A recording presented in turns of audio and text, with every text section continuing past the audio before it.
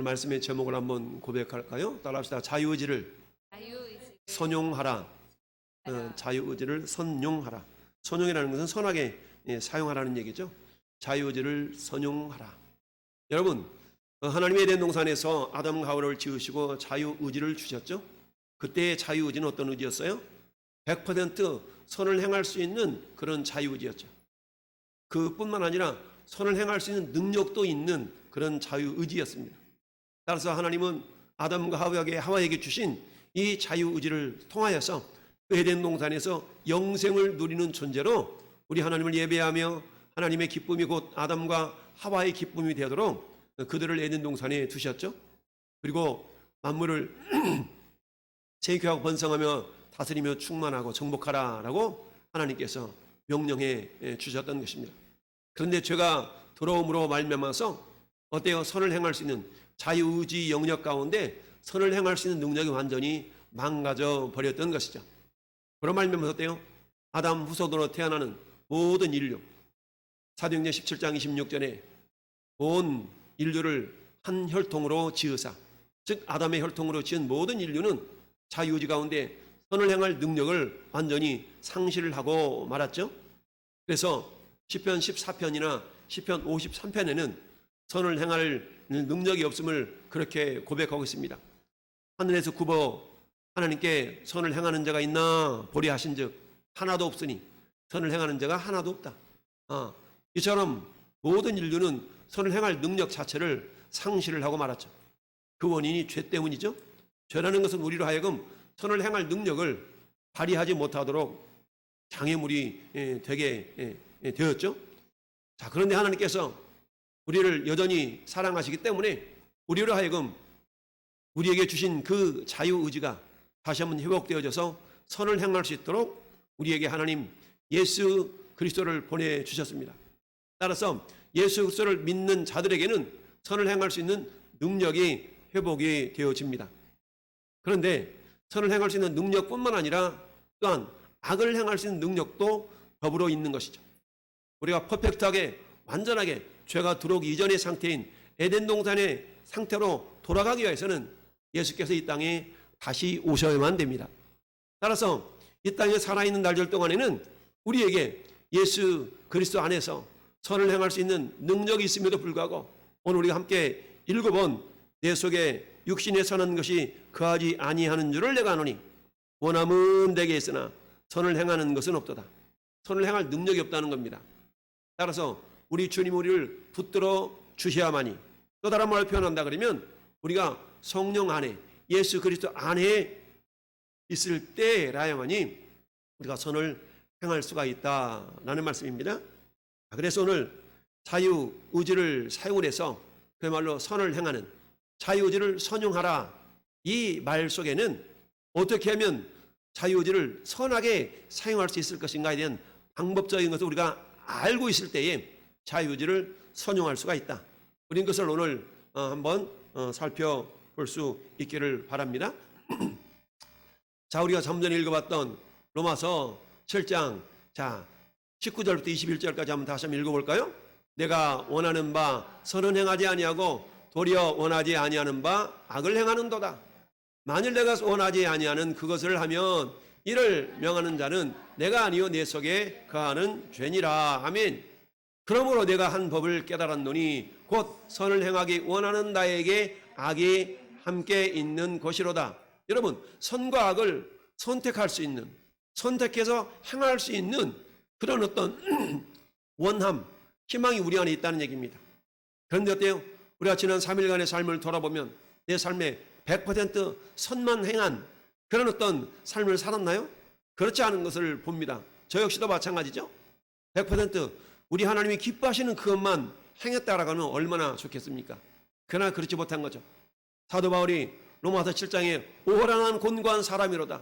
이 사망의 몸에서 누가 나를 건져내랴 하는 그런 어떤 갈등, 이것은 오늘 이 시대를 살아가는 모든 하나님의 백성들, 하나님의 자녀들이 가지고 있는 고민의 모습일 것입니다. 그럼에도 불구하고 하나님은 우리에게 자유의지를 선용하라라고 말씀을 하고 있습니다. 자, 자유의지에 대해서 지난주에도 살펴봤던 것처럼 다시 한번 우리 복습하는 마음으로 한번 읽어볼까요? 자유란 육체적인 면과 물질적인 면과 정서적인 면 등 모든 방면에서 노예 상태나 지배 상태에 있지 않는 것을 의미한다. 그러므로 자유의지란 인간의 의지가 강요당하지 않는 것을 의미한다. 즉 자기가 원하지 않는 어떤 것을 행하도록 자신보다 더 큰 어떤 외부의 힘에 의해 강요당하지 않는다는 말이다. 이것은 어떠한 외부적 영향 없이 인간 스스로 구원이나 선을 선택할 수 있다는 능력이다. 그런데 어때요? 실질적으로는 그런 능력이 우리에게 100% 발휘될 수가 없는 것이죠. 왜요? 우리는 이미 죄의 종이 되었기 때문입니다. 그런데 죄의 종이 되었던 우리를 마치 이집트에서 이스라엘 백성들이 이집트 사람들에게 매여서 종이 되었다가 그들을 유월절 어린 양의 피를 통하여서 구원해 내셨던 것처럼 오늘 이 시대에 죄와 허물로 죽었던 저와 여러분들을 예수님의 보혈로 구원해 내신 것이죠. 따라서 우리가 죄에 매여 종로로 탈 때는 우리 자유의지 가운데 선을 행할 수 있는 그런 어떤 모습들이 100% 불가능할 수밖에 없었다. 그런데 예수님의 보혈로 우리에게 구원이 임한 이후에는 우리는 어때요? 선을 행할 수 있는 선택권이 주어지게 된 것이죠. 에덴 동산에 죄가 들어오기 이전에는 퍼펙트하게 완전하게 선만 행할 수 있었지만 선만 행할 수 있도록 선택할 수 있는 그런 능력이 있었지만 오늘 이 시대는 비록 예수 그리스도를 말미암아서 죄사함 받고 하나님의 자녀가 되기는 하였으나 여전히 우리 안에는 어때요? 선을 행할 수 있는 능력도 있고 악을 행할 수 있는 죄를 행할 수 있는 그런 능력도 공존한다라는 이야기입니다. 언제까지요? 예수께서 이 땅에 재림하셔서 우리 모든 사람들을 예수 그리스도의 장상 분량이 충만한 데까지 이럴 때까지는 어때요? 우리가 여전히 선을 행할 것인가 악을 행할 것인가 선을 행할 것인가 죄를 행할 것인가에 대한 그런 싸움이 계속 나타난다는 얘기입니다. 그럼에도 불구하고 성경은 우리에게 뭐라고 말씀합니까? 선을 행하라 라고 말씀하고 있죠. 왜 그럴까요? 우리가 선을 행할 수 있는 능력이 우리에게 있기 때문이죠. 그러나 100% 선만 행할 수 있는 능력이 아니라 악도 죄도 행할 수 있는 그런 능력이 우리에게 공존한다라는 얘기죠. 왜냐하면 우리가 완전하게 예수님을 닮아가지 못했기 때문이다. 성화라고 얘기하죠. 우리가 예수님을 완전히 닮은 상태를 영화라고 얘기합니다. 영화. 그래서 우리 로마서 8장 한 장 넘겨서 31절 보면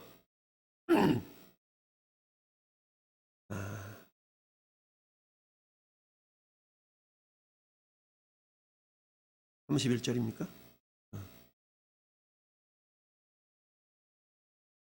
영화롭게 하셨느니라. 그래요. 안 보이네. 자, 30절이네. 31절이네. 30절 같이 한번 합독하겠습니다. 또 미리 정하신 그들을 또한 부르시고 부르신 그들을 또한 의롭다 하시고 의롭다 하신 그들을 또한 영화롭게 하셨느니라. 아멘. 자, 우리가 예수님을 닮아가는 과정을 로마서 8장 30절은 그렇게 표현하고 있습니다. 첫째, 미리 정하신 그들을 또한 부르시고 우리가 택함 받았다라고 얘기하죠. 우리를 하나님이 택하시고 택한 다음에 어때요? 불러들이시는 겁니다. 오라 오라 이리 오라. 우리 주님 안으로 부름받은 거죠. 우리가 교회라는 것은 뭐라고 그랬습니까? 교회는 건물이 아니라 사람이라고 그랬죠. 그럼 교회가 뭐냐? 에클레시아. 에크라는 말은 어디 안으로라는 말이거든요. 어디 안으로. 그러니까 세상에서 그리스도 예수 안으로 부름받은 사람들을 교회 또는 성도라고 이야기를 합니다. 그러니까 교회는 뭐냐? 교회는 세상으로부터 구별하셔서 그리스도 예수 안으로 부름받은 사람들의 모임을 교회라고 얘기합니다. 그러니까 미리 정하신 그들을 또한 부르셨어요. 어디로 불렀다고요? 예수 안으로. 이 사람들을 성도 또는 교회라고 한단 말이죠. 부르신 그들을 또한 어떻게 해요? 의롭다. 우리가 예수 그리스도를 믿고 하나님의 자녀가 된 그 상태를 주님은 그래, 네가 나를 인정했구나, 네가 나를 영접했구나라고 우리를 의롭다 여겨주십니다. 그 다음에 주님은 의로움 받은 우리를 어떻게 해요? 하나하나 예수님을 닮아가는 모습 우리를 성화시키는 과정이 필요합니다. 그래서 예수님을 닮아서 나중에 어디까지? 예수 그리스도의 장성한 분량이 충만한 데까지 100% 예수님을 닮아가는 수준으로 우리 신앙이 자라가게 되는 겁니다. 그래서 우리가 예수를 막 믿을 때는 우리 신앙이 겨우 1%, 2% 예수님을 닮은 수준이라고 말할 수 있어요. 그리고 신앙의 수준이 높아가면 높아질수록 예수님을 30%, 40%, 50%, 60% 이렇게 닮아가는 거죠. 이 과정을 성화라고 얘기합니다. 이 성화라는 말이 영어로 말하면 sanctification이라고 그러는데 성화, 이 성화를 지나서 예수 그리스도를 온전하게 닮은 상태, 이것은 주님이 이 땅에 오셔서 우리의 육체의 모습, 이 육체의 몸이 완전히 거룩한 부활의 몸으로 바뀔 때라야만이 온전하게 예수님을 닮은 상태가 되는 겁니다. 이것을 8장 마지막 절에 있는 마지막 그 소절에 있는 영화라고 표현할 수 있는 겁니다. 글로리피케이션이라고 그러죠. 영화롭다. 그러니까 성화의 수준을 이렇게 마지막 단계에 가는 것을 우리가 영화롭다라고 표현하는 것이죠. 영화로움이라는 것은 뭐겠습니까? 우리 하나님 자체는 영화로우신 분 아니겠어요? 하나님의 자체는 영화로우신 분이에요. 그 영화가 나타날 때 그것을 영광이라고 표현하는데, 하나님 우리 인간을 지을 때 어떻게 지었다고 그랬습니까? 우리를 하나님의 형상대로 지었죠. 그러니까 원래는 우리도 영화로운 존재를 지은 거예요. 그런데 죄 때문에 그 영화로움이 깨졌어요. 그 깨어진 영화로움을 회복하는 과정이 우리가 예수 믿고 예수님을 닮아가는 신앙생활을 통하여서 예수님을 닮아가는 성화라는 sanctification이라는 그런 과정을 거치는 겁니다. 그리고는 어때요? 예수님의 나라, 즉 예수님이 이 땅에 재림하실 때에 우리의 모든 이 육체의 몸을 벗어버리고 부활의 몸을 입을 때이라야 우리는 완전한 영화로움의 그 몸을 우리가 회복할 수가 있다라는 것을 성경이 말씀하고 있습니다. 할렐루야. 그래서 오늘 자유의지 두 번째 시간인데요. 자, 두 번째 시간 가운데 우리 9장은 자유의지에 대한 웨스트민스터 신앙고백서 9장에는 자유의지가 총 5절로 이루어졌는데, 지난주에 1절부터 3절까지 살펴봤어요. 오늘 4절, 5절, 2절 볼 테니데, 자, 4절에 첫 번째 단락 한번 같이 읽어보겠습니다. 하나님께서 죄인을 회개시켜 그를 은혜의 상태로 옮기실 때에 하나님은 그를 그가 당하고 있는 죄의 속박에서 자유케 하신다. 아멘. 여러분, 이것을 우리가 이스라엘 백성들이 저 이집트에서 구원받은 것을 생각하면 됩니다. 이집트에 있을 때는 어땠습니까? 자주 말씀드리지만 이스라엘 백성들이 아무리 열심을 다해서 농사 지어도 그 농산물이 누구 거예요? 주인 거예요, 주인 거. 근데 이집트에 있었을 때에 이스라엘 백성들이 주인은 누구였어요? 이집트 사람들이었어요. 이집트 사람들이었어요. 그러니까 이집트에서는 아무리 이스라엘 백성들이 수고해서 어떤 수고의 대가를 엄청나게 거둬들인다 할지 그건 내 것이 아니라 주인 거란 얘기죠. 주인이 그 일부를 자 그래 했다 먹어라 라고 거지 적선하듯이 그저 종삼은 그들에게 생존할 수 있도록 먹을 것을 줄 따름이죠. 그런 상태에서 하나님이 모세와 아론을 보내셔서 어떻게 해요? 자유케 하셨죠. 그러니까 종의 신분에서, 그야말로 애굽에서 종의 신분에서 하나님이 종의 신분으로 이렇게 신분을 변화시켜 준 거예요. 그와 마찬가지로 하나님께서 죄인을 회개시켜 그를 은혜의 상태로 옮기실 때에 하나님은 그가 당하고 있는 죄의 속박에서 자유케 하신다. 이집트에서 종의 상태에 있었던 이스라엘 백성들을 자유케 하신 것처럼 오늘 이 시대는 어때요? 우리가 저 이집트에, 물리적인 이집트에 가서 종살이하고 있지 않잖아요. 그러나 어때요? 나도 모르는 가운데 죄에 매여 있었던 우리 영적인 신분, 죄의 종들이었다는 얘기예요. 죄의 작선 사망. 그런데 우리는 영원히 지옥으로 떨어져가는 그런 인생들이었는데 예수님을 이 땅에 보내셔서 스톱 시키고 우리를 어때요? 자, 내가 그 사람을 내가 살게. 그저 하나님이 강제적으로 빼앗는 것이 아니라 정당한 대가를 지불하고 지옥으로 떨어지는 저와 여러분들을 구원해 내신 거예요. 이걸 하나님의 공의라고 얘기합니다. 하나님의 공의로우심은 그저 하나님의 권세로 그냥 일이 나와 이거 꺼내 이러는 것이 아니라 하나님도 어때요? 정당한 대가를 지불하고 멸망 가운데 있는 우리에게 생명을 허락해 주신 것이죠. 그래서 어때요? 우리를 예수님의 생명을 지불하고 우리를 건져내 주신 상태가 첫 번째 저 단락의 내용입니다. 그래서 골로새서 1장 13절 말씀에는 그가 우리를 흑암의 권세에서 건져내사 그의 사랑의 아들의 나라로 옮기셨으니 라고 말씀하고 있습니다. 같이 한번 합독할까요? 그가 우리를 흑암의 권세에서 건져내사 그의 사랑의 아들의 나라로 옮기셨으니, 저 이집트에서 종살이하던 이스라엘 백성들을 건져내서 저 가나안 땅에 하나님이 주인 되는 그런 땅으로 그들을 옮기시고 계시는 과정이 출애굽기의 과정이요, 민수기의 과정이요, 신명기의 과정이죠. 자, 그 다음에 두 번째 우리 단락을 읽어 보겠습니다. 두 번째 단락 시작. 그리고 오직 하나님의 은혜로만 영적으로 선한 것을 그가 자유롭게 결심하여 할 수 있게 하신다. 아멘. 여러분, 하나님의 은혜로만 선한 것을 할 수 있다는 얘기입니다.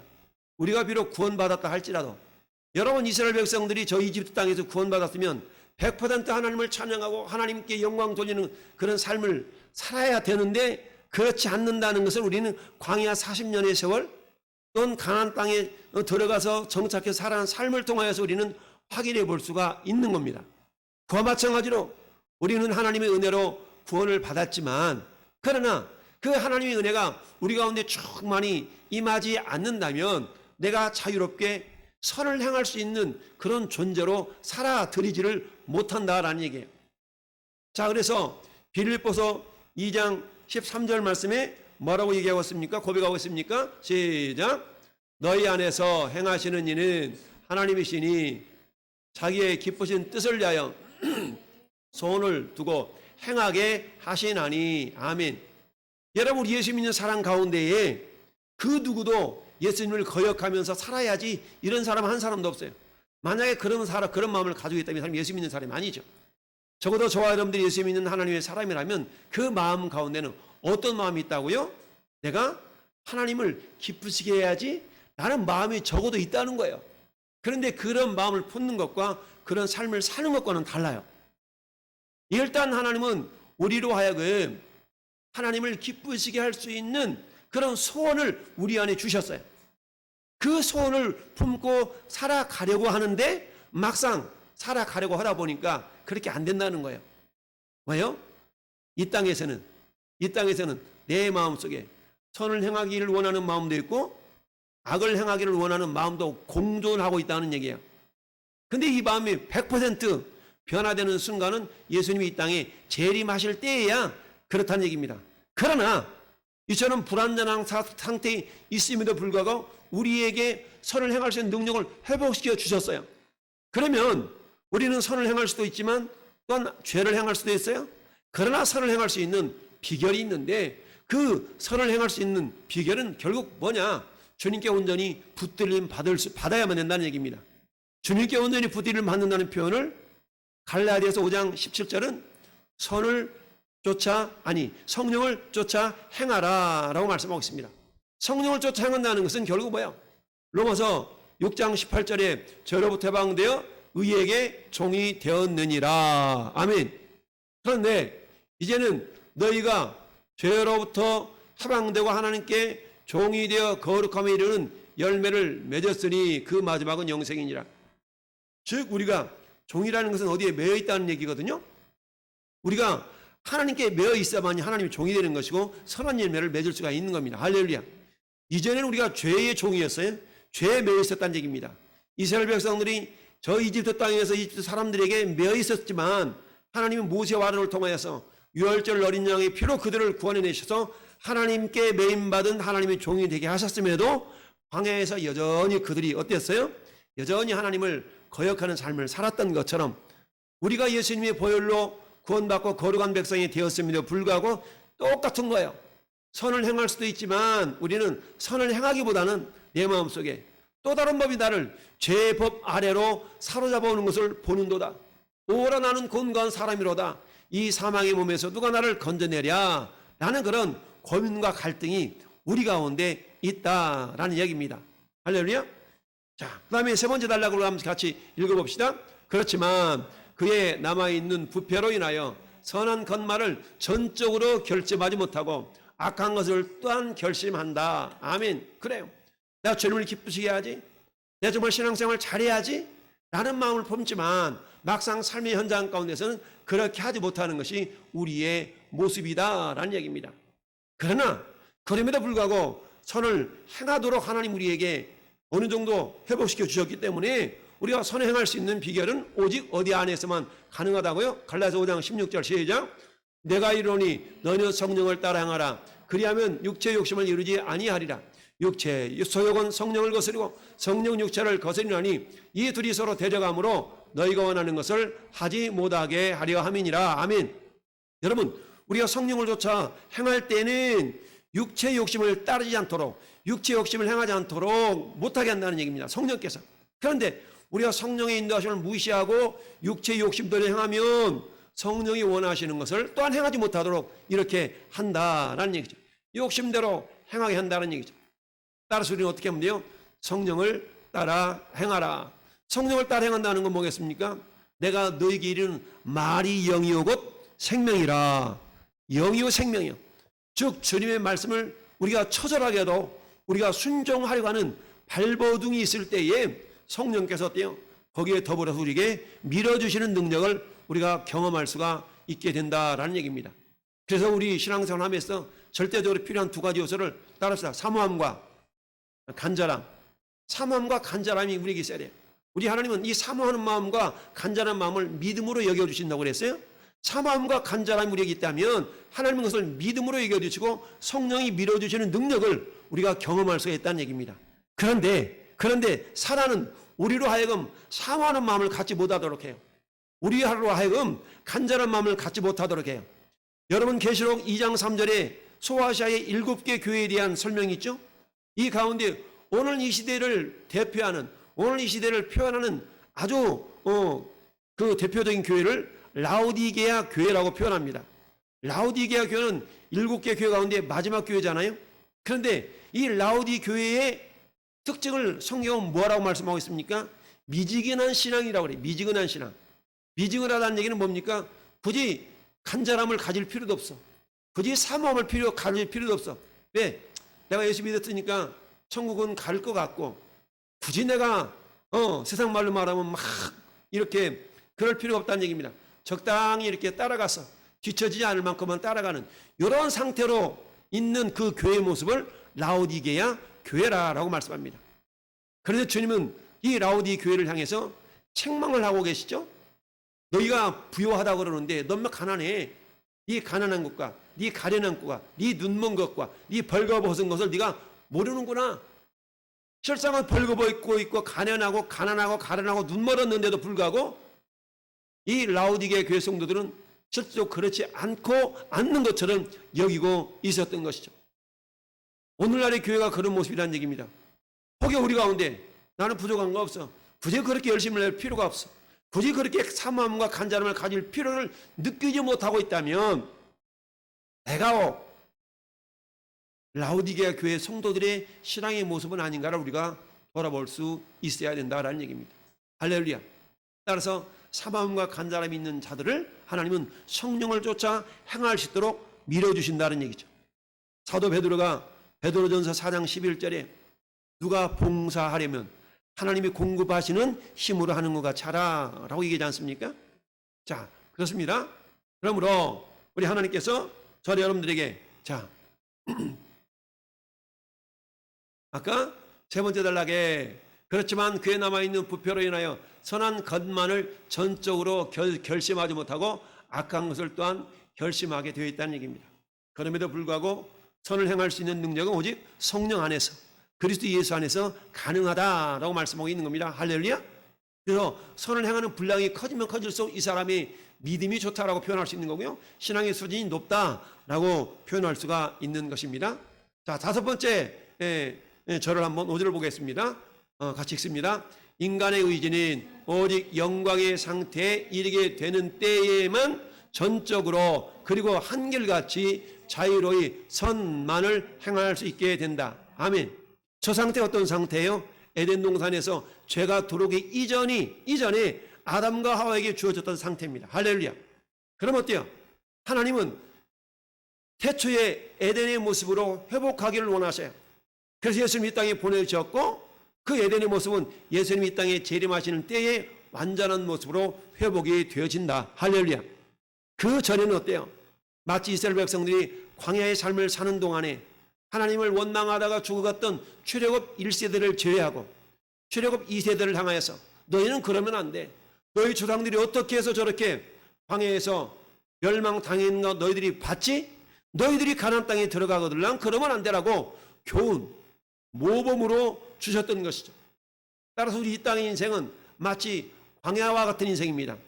광야는 어떤 곳이었습니까? 훈련의 장소였습니다. 이 땅에서 하나님은 저와 여러분들이 하나님의 말씀을 선택해서 선을 행할 수 있도록 하는 훈련의 장소가 된다라는 이야기입니다. 할렐루야. 그래서 어때요? 예수님이 나팔절라 이 땅에 공중으로 재림하실 때에 이 땅에서 주님을 닮아가려고 선을 행하려고 삼엄과 간절함을 가지고 살아가는 그들에게 네 믿음이 크도다 라고 인정해 주시면서 저와 여러분들을 하늘로 올리시고 그리고 새 하늘과 새 땅에서는 그 누구도 예외가 있을 수 없이 모두가 다 퍼펙트하게 100% 주님을 기쁘시게 하는 그 일만 행할 수 있는 상태가 된다라는 얘기입니다. 이게 온전한 에덴의 회복이라고 할 수가 있는 것이죠. 자, 에베소 4장 13절 같이 읽어봐요.